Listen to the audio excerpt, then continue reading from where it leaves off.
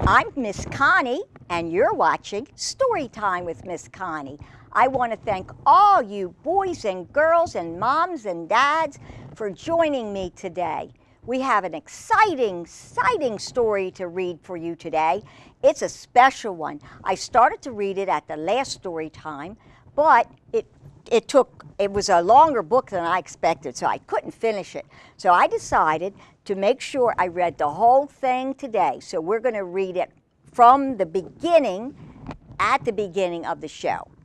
But first, I need to tell you something.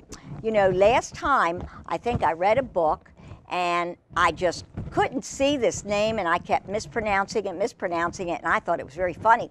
But a friend of mine said, you know, maybe you should get some new glasses to read. And I said, maybe I should. So she went out and she bought me a pair of special glasses so I could read. So hold on, let me put them on. Okay. Oh. See, now I think I can see better. Can you see me? I can see you. Okay, so we're going to start with the last book that we tried to read last time. It's called The Wheelbarrow, see, even the glasses aren't helping. The Wheelbarrow Puppy Club. Story by Christina Valenti, illustrated by D.M. Eason. This is about a little puppy, his life, and it was really cute. So let's read it again. Hopefully my glasses will work okay with me today. This author, Christina, dedicated the book to, and she says in her dedication, life can be a great adventure if you take chances and allow change. Through change, inspiration that was once lost can be found again. It can be found anywhere, even in a puppy. To Varley. And of course, to my family and friends who have always loved me, believed in me, and laughed with me. Isn't that nice? That's a nice dedication. She must be a very, very nice lady. Okay, so let's start at the beginning. My glasses are falling down. Okay. Oh, by the way, Mary, thank you for my glasses. I think I can see better. Okay. The sun had disappeared, alerting the puppies that it was time for work. 8 homeless, unloved puppies were scooped up and tossed into their wheelbarrow. The puppies were not given names, they were only given numbers. San, meaning 3 in Chinese, and Wu, meaning 5, had been working to find a home since the beginning of fall. A dusty street was placed over the, definitely need better glasses. A dusty sheet was placed over the puppies, and the wheelbarrow was tied, I definitely need glasses. Let me pull the book closer to me. Was tied to the back of a bicycle. The puppies were taken down a long rocky path leading into China's bustling capital city of Beijing. Wow, okay. The wheelbarrow was parked on a busy street corner. The sounds of horns beeping, people talking, and bicycle bells ringing prevented the puppies from sleeping. The scent of meat and vegetables being cooked by street vendors tickled their noses and teased their hungry bellies. And the cold, harsh wind ruffled their fur, indicating that winter was near. See, they're all riding in the street. That must be an interesting country, Beijing. That's a city in China. Okay. The sun had been gone for many hours, and 3 puppies had been bought. The night was almost over. San and Wu believed that they were destined for a winter in the wheelbarrow. Wu believed that San, whose bright white fur stood out in the dark, was sure to be picked next. They nuzzled close together to stay warm. Suddenly, 2 cold hands pulled Wu away from San and lifted her from the wheelbarrow. An unfamiliar man and woman were smiling at her. "Do you like this brown one? Or do you like that white one?" the woman asked. "I like the brown one," the man replied. Woo was sad, but soon realized that she was the brown one. Wow, that's cool. The woman placed Woo into her bag and zipped it shut. She bobbled around in the bag as the couple walked across the city and into their apartment. The man lifted Woo out of the bag. "You need a name," he said. We had always wanted to be more than a number. She wanted a real name.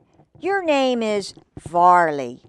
You are named after the goalie on my favorite hockey team, so you better be tough," he said.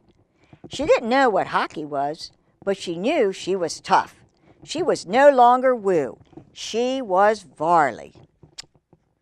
She is very cute. She's got beautiful brown eyes.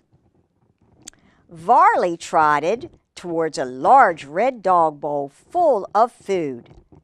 She had never seen so much food. She dug her nose into the food, gobbled it up, and licked the bowl clean. Varley had been so excited to eat that she hadn't noticed that the other half of the bowl had water in it. She removed her paw from the water and tapped that bowl dry too. Then her parents scooped her up and brought her to a new room. She was still very happy until cold water drenched her fur and trickled into her eyes. She squirmed and ducked, trying to escape bath time. When the bath was over, she tried to shake all the water off, drenching the bathroom. Look at her. She's all wet. Her parents laughed as they dried her with a towel. Look at that. You know, when I give my doggies a bath, they do that too. Except I try to make it look like I'm telling them to shake it. I say, "Shake," and they shake. But they're just doing it because they feel like it. Later, Varley snuggled into bed and her parents stroked her clean fur. Her new mom kissed her on the head. "Good night, Varley." Varley, who now had a name and a family, finally knew what it felt to be loved. Winter in Beijing was cold and dreary. Varley was not healthy enough to play outside. She spent the winter months watching movies, listening to music, and watching sports with her parents. She especially liked watching hockey with her dad. Varley enjoyed daytime, but when the sun had set, she would think about San. She was thankful for her new life, but she missed her friend. I think she would miss her friend. If I had a friend like that, I would really miss them if I had to leave. Wonder if they'll see each other later in the book. It's curious, isn't it? Okay, let's continue. Winter came to an end, and the doctor told Varley that she could venture outside. But living in the city was tough for Varley. In order to get outside, she had to take a terrifying, crowded elevator ride down to the 26 floors. Wow, that's a lot of floors. Varley tried to be tough, but her fear of the elevator often brought her to tears. Playing outside was not very rewarding. Grass was scarce in the city and was usually tarnished by trash and broken glass. The other dogs in the apartment complex didn't like Varley. They would stare and taunt her because she was a street dog with parents from a different country.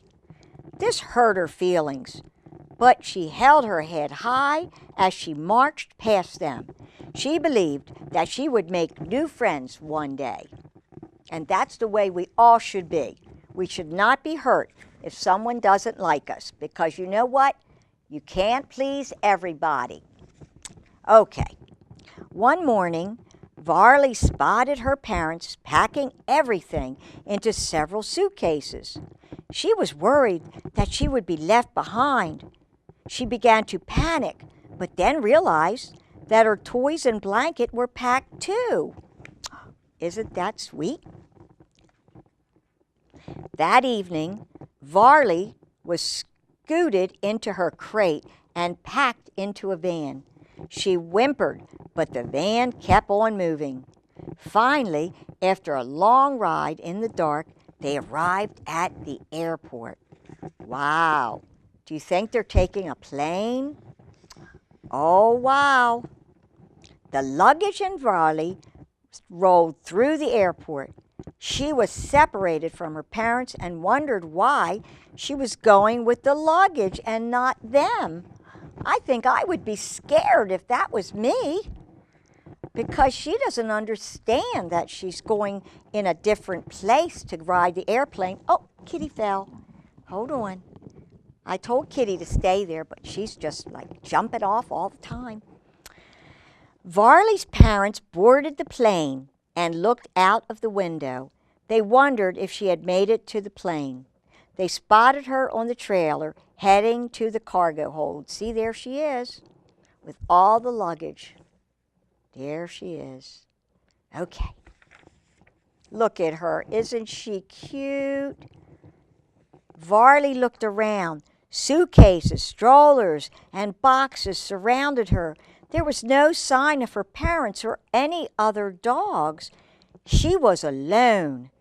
The plane was rocking back and forth, up and down. She was slipping and sliding and bumping and jumping in her crate. Varley began to cry, but soon realized that crying did no good. She had to be brave and trust that her parents loved her.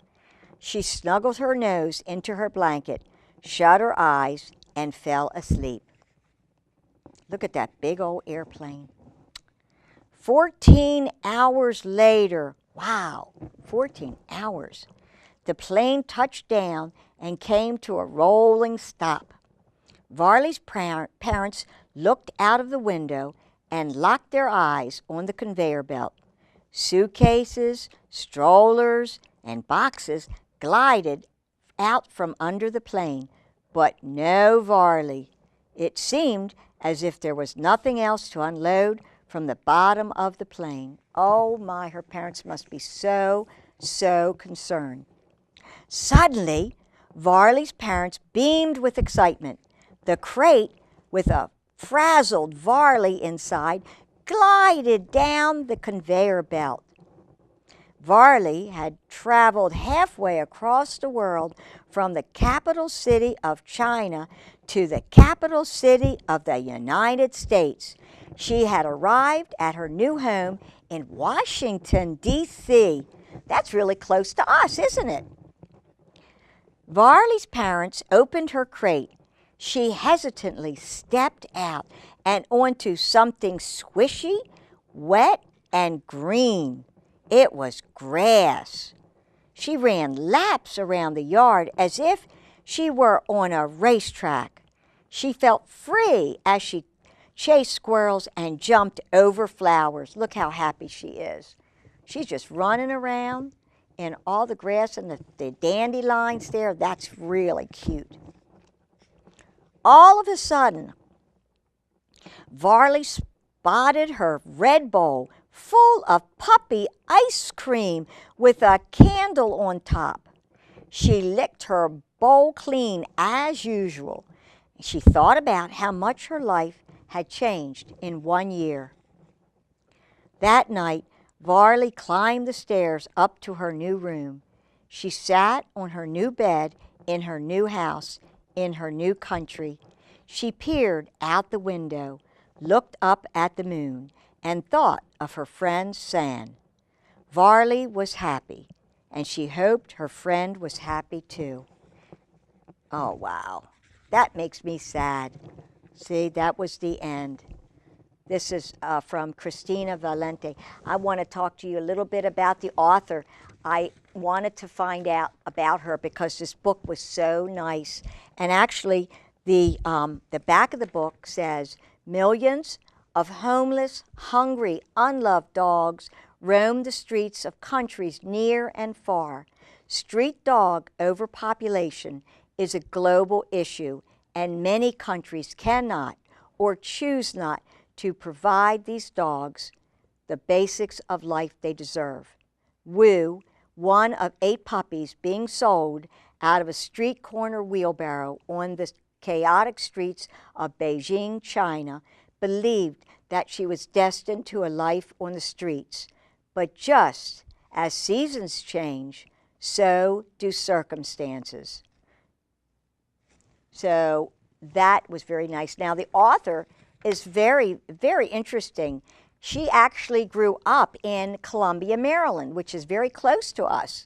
As a kid, I'll read what she wrote. As a kid, I loved dancing, writing, and going to the beach. I attended James Madison University in Virginia, where I performed with the dance team and graduated with a BS in Media Arts and Design. I spent a couple of years working in media, scheduling and coordinating interviews for TV and radio.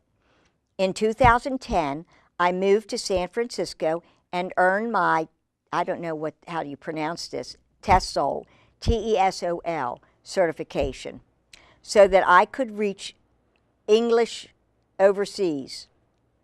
I then moved to Beijing, China, where I worked as an English teacher, a homeroom teacher, and a dance teacher.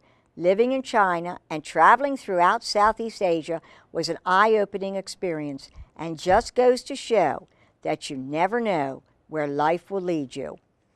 Upon returning to the U.S. in 2012, I auditioned for the dance team for the NBA Washington Wizards. Dancing for the Wizards was a great experience, but at 30 years old, I felt that it was time to finally put down the pom-poms. I was then inspired to revisit my passion for writing and finally took time to write the Wheelbarrow Puppy Club. I currently work at a museum in Washington, D.C., and I am in the process of writing the next book in the Puppy Club series. Isn't that sweet? I hope that I will be able to get the next Puppy Club book because I like this one so very much. I hope you boys and girls did too. Well, now, this next book, I think we have time for another book. This next book is really, really cute. I picked this up at a place called Spay, Spa, and Neuter Nook. And they're in Davidsonville, and they do spaying and neutering. And I go there a lot. But this is a book that I borrowed from them because I love the kitty cat on the cover. And this says, "If Cats Could Talk." This was the meaning of meow. Isn't that cute? I love this book. And I said, "May I borrow it? May I please?" And they said, "Yes, you may." Look at this. Is this not cute? Look at the kitty. And then it says, "But if you have me declawed, I won't be able to do this anymore." See, she's climbing the screens because kitties, little tiny kittens, climb. Okay, how about this one? Look at this face. It says, what did I just drop? Ah, okay, didn't drop anything. This says, "Don't try to play cute with me, mister. I saw you out with the dog." Look at that face. Isn't that cute? I love this book. This is really cool. Look at that face. It says, "Just looking at me made you yawn, didn't it?" Oh, my goodness. Don't yawn. Anybody yawning? Oh, don't yawn. Okay. Okay, let's see what the next one is. Isn't this a cute book? Oh, my goodness. This kitty's got headphones on. No matter what the frequency, there's always time to dial in a little relaxation. Is that relaxation? Okay. Oh, look at this pretty cat. He looks like he's in the refrigerator. He's saying, "If you really want something, you just have to go in and get it yourself." I guess he wanted to get something. What does he want to get? Oh, it looks like shrimp down there on the plate. He was hungry. Okay. Oh, my goodness, look at this. Look at that. He's a kitty cat looking through a little, like a mouse house hole or whatever that is, a mouse entrance. And he says, when the mouth laughs at the cat, there is a hole nearby. That's a Nigerian proverb. I'm sorry, I don't get that one. Okay, well, we're going to just move on because I don't get that one. Okay, this one, got to put my glasses up. This one is, look at that, he's like gnawing on the milk. Trust me, it'll be worth the effort. So he's trying to get some milk. Okay. Oh my goodness, look at that stretch. The only thing better than a good stretch in your sleep. Is he sleeping? I don't know, but he's doing a good stretch. And this is a cutie one. That looks like a Maine Coon kitten, and that looks like a hairless cat. I can't remember what they're called. If anybody knows, email me, callsforpaws70@yahoo.com, and let me know. This one says, I am constantly amazed by my friend's complete lack of inhibitions. Oh, I see why. Because he's got fur and that one doesn't. So she's like in her birthday suit and he's got like his coat on. Look at this kitty. Oh my goodness. Okay, this one is saying, ears scratch now. Kitties like their ears scratched, especially right here. They like it. That's what they call their sweet spot. And then they like their little ears rubbed. So if you have a cat, go try that. You might be surprised. Oh, look at this one. You know what? I think they're looking in a toilet. Or that's the same kitten and he's moved over. There is no shame in not knowing. The shame lies in not finding out. That's a Russian proverb. Wow. I haven't heard of that one either. But you know what? That's like saying, you know, if you don't try, you're wasting good breath. Anyway, I can't remember how that one goes either.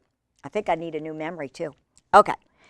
This one, oh, look at that kitty. Look how pretty, look how big his eyes are. I'm going to close my eyes, and when I open them, I hope there's a squeaky toy in front of me for your sake. Ho, ho, ho, ho. They like squeaky toys too. Oh, look at that little baby kitten. That's an orange tabby.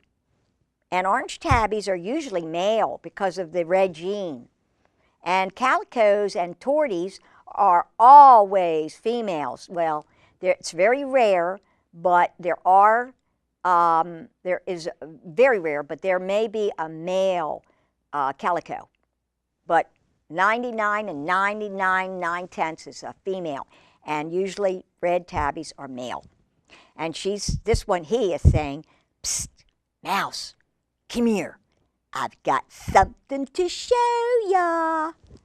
I wonder what that is. Okay. And this cat is sitting up here in a beware of dog sign that says, dog schmog. She's not in there scared of no dog. This one says, tell me he isn't still staring at me. Oh, that's cute. I like that one. Oh, this is cute. All dressed up with no place to go. See, got a hat on the kitty. Got to dress your kitty up. Look at that one. Mission, window shade, pull string, decision, accepted. Yeah, he's going to go pull that string. They get into so much trouble. Oh, dear. I like that one. Although I look fat and slow, no one dares disobey my posted rules. There's the rules up there. He's posting them. Okay. I won't roll in that again. Because he just got a bath. He must have rolled in something nasty. Jim's Fish Market, do you deliver? She's talking on the phone. Okay. Find your place in the sun, then take a nap. Oh, that is so cool. I agree with that. This one says, I trust my dinner is ready and waiting for me in its usual spot. Yes, of course it is, Miss Kitty. Oh, look at that, head in the fishbowl. Horrible conflict or two unlikely friends playing a game? I don't know. I don't know. She's looking pretty dangerous to me. How many dogs does it take to screw in a light bulb? All of them. One to turn it, the rest to run around in circles and bark at it. That's cute. I like it. Oh, here's another orange tabby. You are getting sleepy. Your eyelids are getting heavy. You want to give me a big can of tuna. That's cute. I like that one. Canine Control 101. Oh, that's cute. He's sitting on the dog. That's cute. Okay, we're almost on the book. After a long day of lying on the sofa, I like to unwind by rolling over for a stretch and a nap. And that's another orange tabby. This one says, who says bad things happen in threes? Who says that? Who says that? Who? Not me, not me, not me. Okay, then you shouldn't have put the dinner rolls in my basket. Well, I've heard that one before. Then is it good luck if I cross your path? Because it's a superstition if a black cat crosses your path. That's a white cat. Nothing beats curbside service. Look at that. Cow milk in cat's mouth. Okay. Hard day, hairball, nuff said. One should be just as careful in choosing one's pleasures as in avoiding calamities. That's a Chinese proverb. Do not sneak up on me like that. Lovely. And the last one, it isn't the size of the human, it's the size of the love in the human. Okay, kids, I got to wrap real quick. So I got to put on my special glasses. Oh, my gosh. I want to see you all out there. Holy mackerel. Where are you? Where are you? Oh, I've got to see. Okay, wait a minute. Come. I see you. I see you. I see you. There you are. There's Murray and Myra and Logan and Clyde. Clyde, you've been a good boy. Hope you've been great. And Destiny, I love your new dress. Thomas, you've been really good at school. And Joni, I love the way you read a book. And I want to thank all you boys and girls for joining me today. I want to say thank you, and I want to invite you to come see me again next time. Bye-bye for now, and remember, hug your pet. Bye-bye.